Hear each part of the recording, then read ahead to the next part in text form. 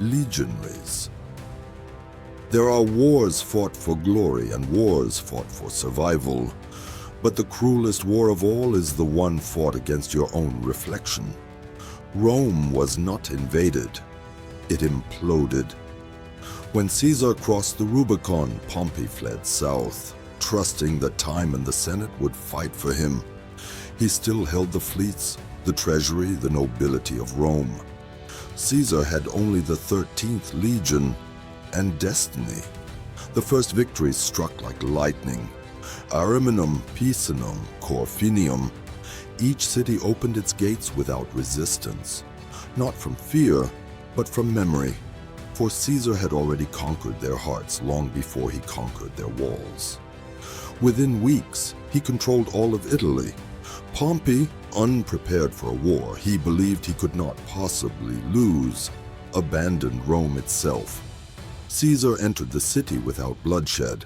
The Forum stood silent, the Senate's benches empty, echoing like tombs. He walked through marble halls where power once roared and now only dust remained. There he learned a truth sharper than any blade. Power is not a crown. Power is the absence of opposition. But Rome was not his goal. His true enemy waited across the sea. To reach Pompey, Caesar needed ships, and to gain ships, he needed Spain. "There lies the army without its general," he said.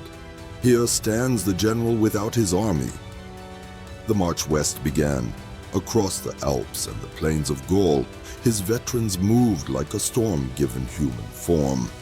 At Ilerda, Pompey's lieutenants, Afranius and Petreius, entrenched themselves behind rivers and cliffs. But Caesar did not break them with force. He broke them with hunger.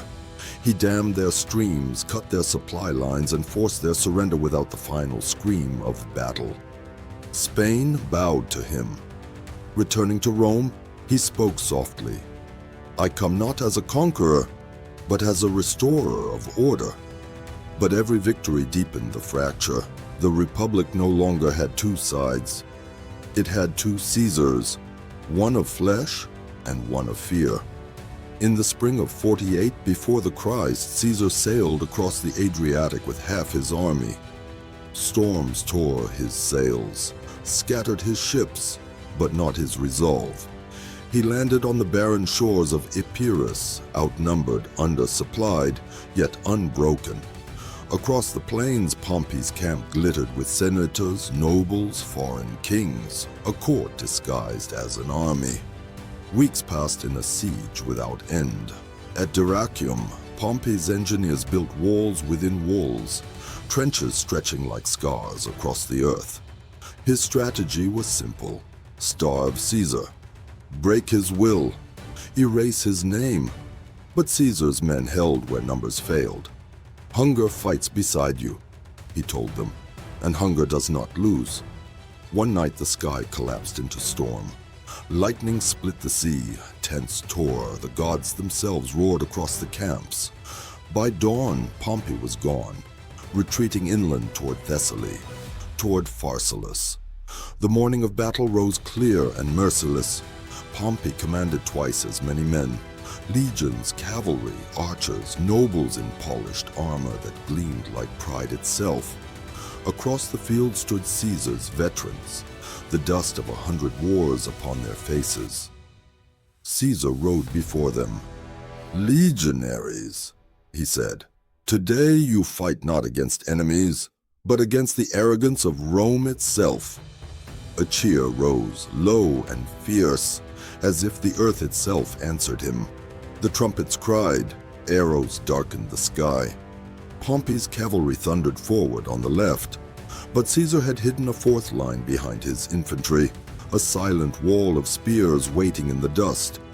When the horses crashed upon them, the line held, and in that single moment, the battle shifted. Pompey's flank collapsed.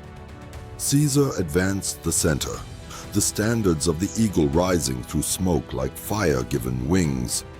The battle lasted less than an hour. When the dust settled, the nobility of Rome lay scattered across the field, and with them, the illusion of the old republic.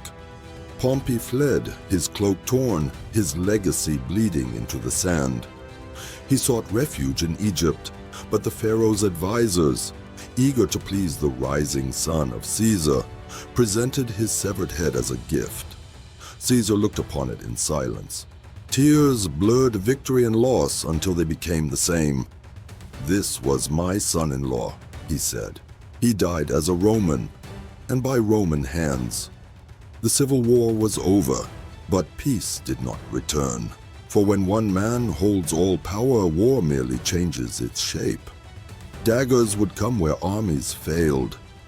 Yet in that quiet moment after Pharsalus standing upon the shore as the sun bled into the sea, Caesar whispered, "Rome has conquered the world, but who shall conquer Rome? Legionaries." Empires fall not when they are defeated, but when victory teaches them to forget why they fought.